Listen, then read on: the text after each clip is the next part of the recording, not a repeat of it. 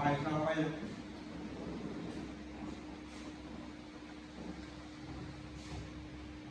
Pinutin, eh? Kaya tayo.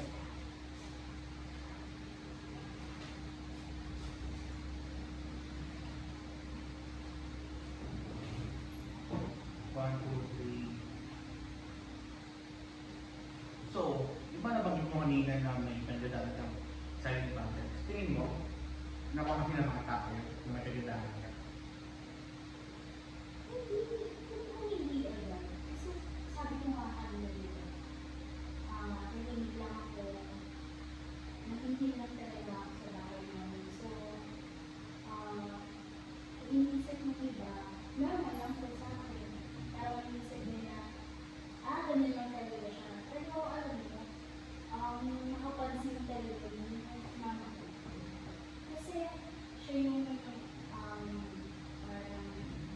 lalo niya tinatanong kung ano yung dako, yung nag-aaral talaga kasi ako. So, tinatanong niya yung course ko ba, masaya ako.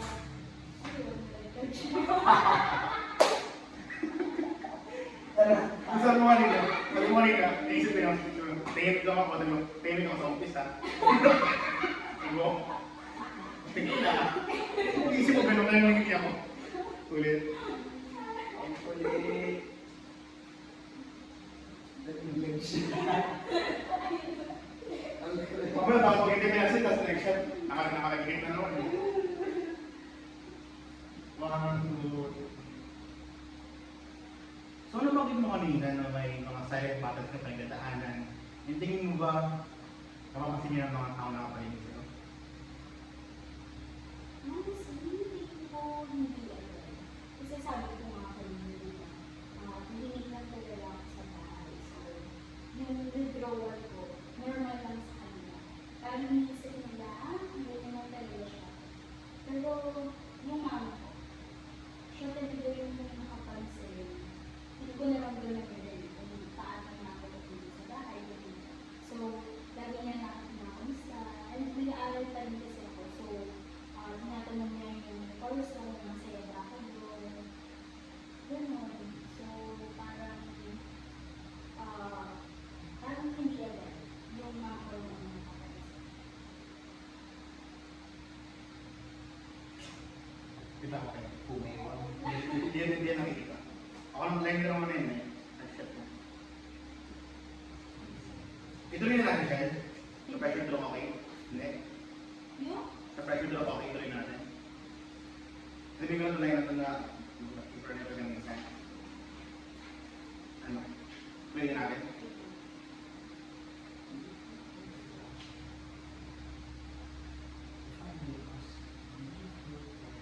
Hindi mo tapos na-take ka. May line pa ako. Namutang ko lang. Grabe talaga yung impact na kapag may mga tao nakakapansin tapos hindi magtanong. Yung magtanong para hindi ka biglang magsalita. Para mapapansin kasi parang lang na napapasin ka. Na alam mo na magandaan ka. Hindi ka nila pipilit tayo na mag-share. Iba talaga yung pakiramdam ng may effective na communication talaga. Oo, sobrang importante. Lalo na kapag mga unang mga phase, kasi parang ayaw din nila meron. So parang gusto ko sana may meeting kasi bago lang din sa akin eh. So, pero parang ang gaan, mas magaan yun kung may kasama ako. Feeling ko may kasama ako na nag-discover ko kung ano yung parang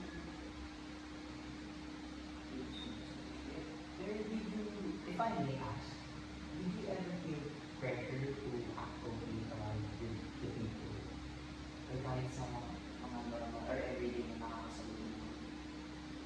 Sobra, kasi na sabi ko nga nag-aaral din ako. So, every day parang may responsibility ako sa mga tao, makipag-usap, makipag-socialize, and especially kailangan ko mag-function.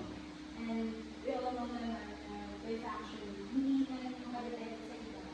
Pero alam natin na kailangan natin makipag-socialize. And alam niyo, hindi nga Take na, sa ano? Ulit tayo sa isang take na tayo. bakit ka nalalaglag ko eh? Ay, si Kevin. Mamaya video tayo ng ano, yung nakakatawa. Pang story na. First, Ipapasok ka pa namin kayo. Text or chocolate. Gagawin namin kayo. Pang story lang, pang story lang. Bayaran niyo po yung ano, line ni Bato. Maganda setup natin ngayon eh. Ayaw, gusto ko pag pa. Hindi ako pumapasok, wala hinahanap. ano. Tapos kayo, pumasok ako, tinatanong niyo naman ako. This is the worst government.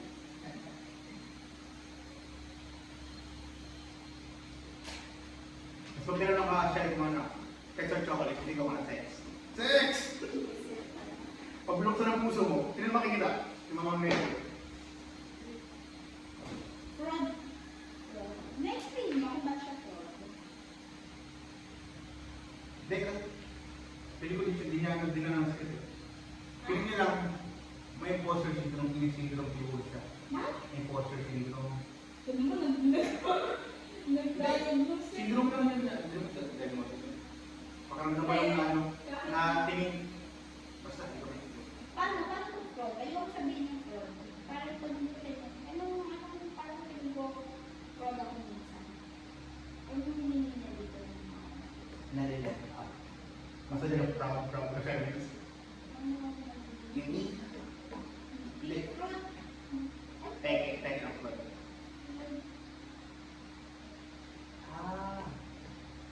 Ginandaan ko naman siya sa... Kasi, parang mo rin na ano. Paano ako mag-relate ng iba. Sabi mo na lang, parang feeling ko, incapable.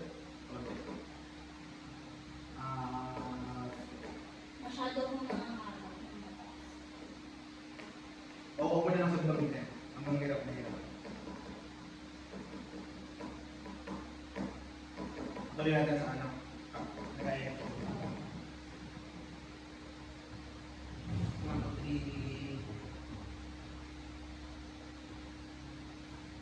If I may ask now, Michelle, did you ever feel pressure to act around people or kahit sa normal or day-to-day basis na sa mundo mo? Sobra. Kasi, syempre, as we live this world, parang kailangan mag-function. And by functioning, kailangan natin sa lamuta, ipag-usap, ganyan. And, maybe, parang pinapangarap ko maging teacher. Pero pag iniisip ko rin na, paano ko mag-build ng mga tao?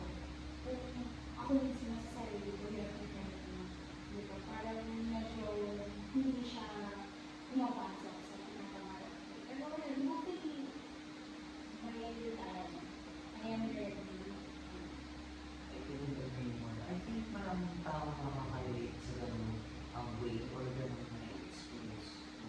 Yung idea na functioning ka sa labas, pero internally sa loob mo, pagod ka na, internally exhausted ka na.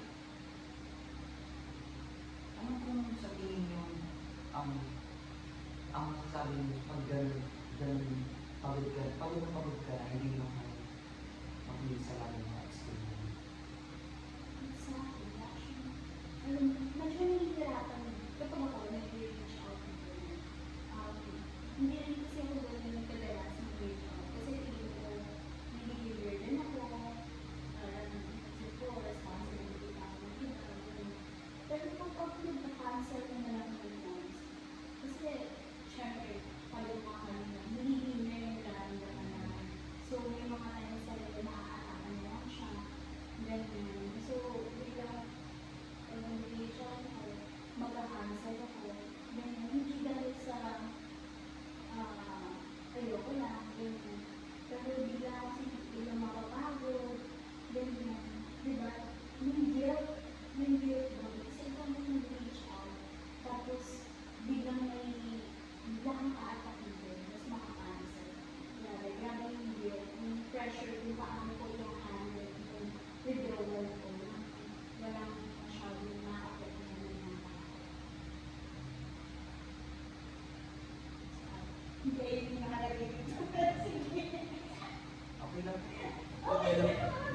Ako. Nag-zone out na rin ako. Nalipot ako sa oras. Parang kanina nga ano eh, yung tanong mo, hindi na sagot. Sabi ko bigla, exactly. Kasi hindi siya nagkas yung tanong mo. Yung dinagdag ng tanong. Ikaw na lang siya. Akala ko po kasi bigla ko magsasabi. Tinatapos sila magsalita eh. Pwede ko lang may kwento sa'yo eh. Pwede lang may kwento sa'yo. Oo. Kasi may post ka naman, may post ka naman yun. Huwag mo isang may tanong. Doon lang sa statement niya na parang makita ko.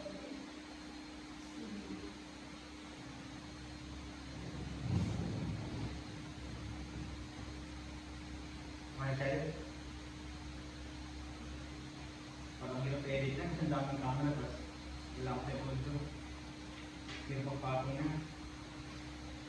Bigyan na mamaya, ayaw na ako pa. Wala. Gusto mo may intro tayo eh. Di ba kada podcast or vlog na and Ito na yung tuloy ko. yung tatong ako tayo sa kotse na to. Ano eh? Ikot-ikot. Iba yung tema natin sa podcast natin sa intro eh. Bigla mo, nagyan yung format. Yung tumahimik. At saka ano kasi to, pwede siyang audio podcast, video podcast. So, kung walang auditory cues, mas tumatakbo tayo sa intro. Hindi na nakakita. Parang may sabi mo ano, doon sa pinumang na present sa meeting mo. Parang may present pa yung video. Ha? Nalabi siya sa instructions eh. Diba? Na ipapresent. Iba pa Ano rin. na lang? Oo. Ano na lang? Thursday na lang. Actually, na lang last diba? Thursday yun. Thursday yung 21. Ano yun?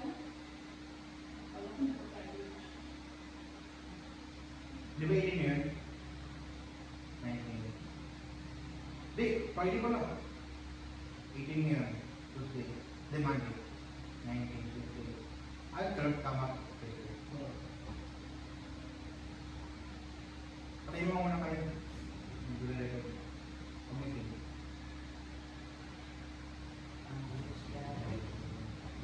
Wala man lang sa akin ano, habang nag-interview, is nagsisip ng ko. Nagagano ako kanina. Correct? Kaso di natin nakatutok ng camera. Minsan, kapag si Kyle nagsasalita, Kasi parang pasok na. gagawin. Pag casual na tanong. Kapag yung mga additional. So, yung mga... pag-usap mo rin love life. Yes. Yes. Nagtaas. Anong tingin mo kay mag-art? Ay, ito na nga. Ito na nga, di ba? Biglang naging palawan eh. Maganda mga video ang nakaka-outro. Na-excite ako na ito. Sila nag-moving siya. Lumunta ka. Hindi na ikaw.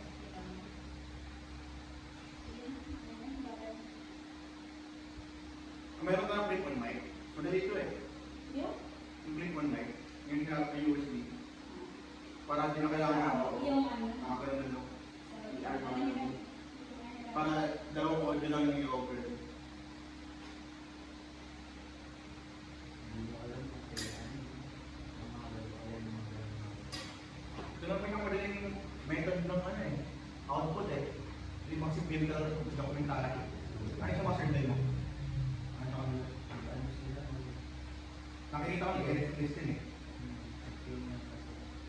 Christian na lang. Christine. Dami ng oras. Sila Christian. Ay, Dito mo na kayo. Ay.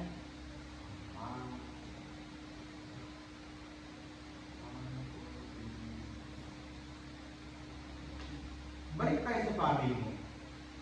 Nabanggit mo kanina na supportado yung magulang, yung parents mo, pati yung, lalo na yung mama mo. Pero nung nalaman nila, paano nag-respond o nag-react yung family mo nung nalaman nila na may tindahan? ano ba po kasi yung mga relatives ko na ito yung posture, yung sabi na wala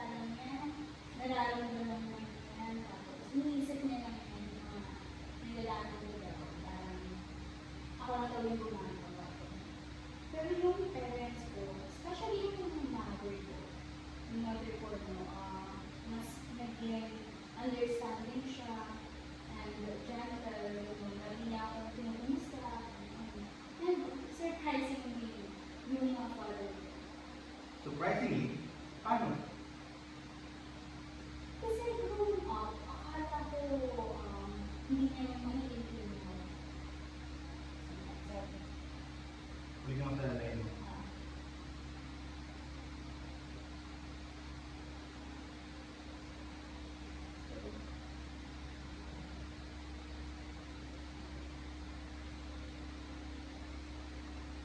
Kasi growing up, akala ko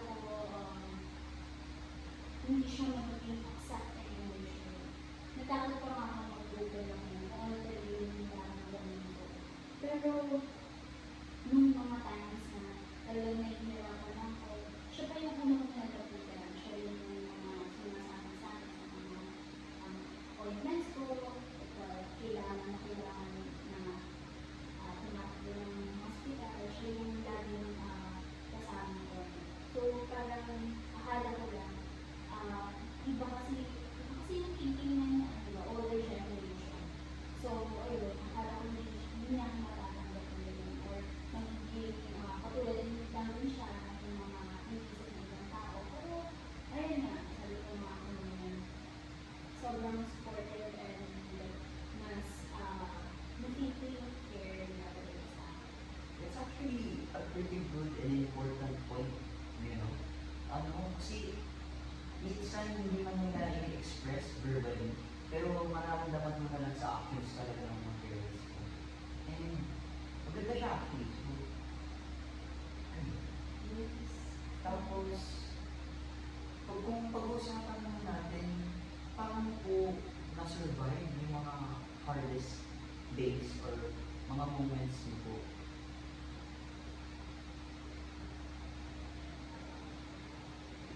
Reference sa tao, makakatulad nga na kanina, yung love and care, talagang dapat nararamdaman. Kasi hindi natin na-feel na nahihirapan na kami, wala pa yung sumusuporta sa akin.